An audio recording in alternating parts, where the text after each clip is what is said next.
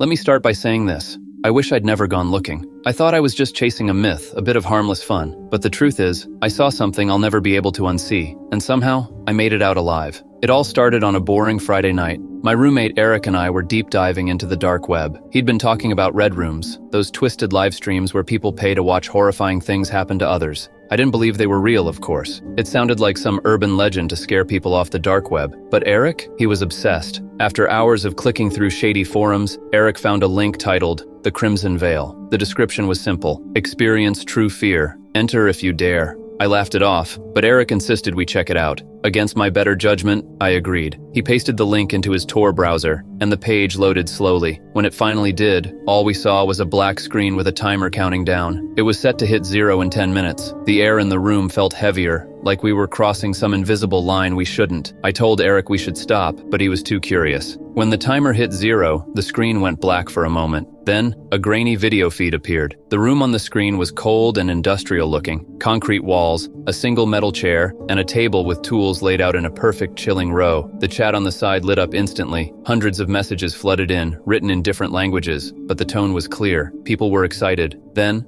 the camera panned to a figure. A man, tied to the chair, blindfolded, his mouth gagged. He was shaking, his muffled screams breaking the eerie silence. I froze. This wasn't fake. This wasn't some staged horror movie. Before I could react, the chat lit up with commands. Cut him! Start with the hands! Make it slow! I felt sick. I told Eric to shut it down, but he was glued to the screen, his face pale. Then the camera turned again, zooming in on a wall in the background. It was covered in pictures. At first, I didn't think much of it, until I saw my face. I wasn't imagining it. It was me, standing outside my apartment, looking at my phone. Next to my picture was Eric's, taken from the same angle. Below them, our exact address was written in shaky, crimson handwriting. I yelled at Eric to close the browser. He hesitated, but then the screen flashed red, and a new message popped up in the chat. Welcome to the show. Our IP address. You're next. That was it. We ripped the Ethernet cable out of the wall and shut down the computer, but it didn't end there. That night, as we tried to calm down, Eric got a text. It was a picture of the two of us sitting in our living room, taken from outside the window. We moved out the next day, deleted everything, and went completely off-grid for a while. I don't know who they were, or how they found us so quickly, but I know this. Red rooms are real. If you ever find yourself on the dark web, don't go looking for them. You might not be as lucky as I was.